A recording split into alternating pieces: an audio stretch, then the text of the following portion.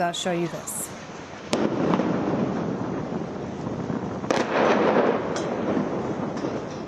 This just gives you a sense of the bombardment, a series of blasts a short while ago at Gaza's port, smoke billowing right up into the sky there. Let's bring you more developments from our correspondent Nick Beek, who is in Tel Aviv. The missiles rained down on Gaza for another night.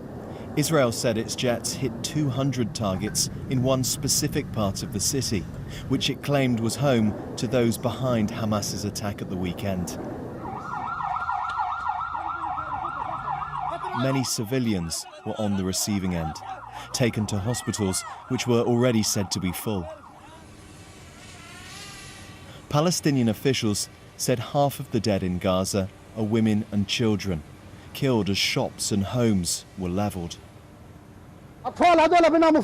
Children are now playing here, where they should be sleeping. What is this? This is not a life. We are living here, surrounded by rubble. Gaza is destroyed.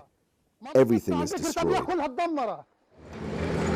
Israel's intensified attack came after the discovery of a massacre in the southern city of Kfar Aza. Israeli soldiers recapturing areas from Hamas said mothers and children were among those who'd been murdered in their homes. They have just jihad machine to kill everybody, without weapons, without nothing, just normal citizens that want to take their breakfast, and that's all. And they kill them. It's an aggressive thing to see. It's very difficult to see it. But we must remember who is the enemy and what our mission. Our mission is the justice. We're in the right side, and all the world needs to be behind us.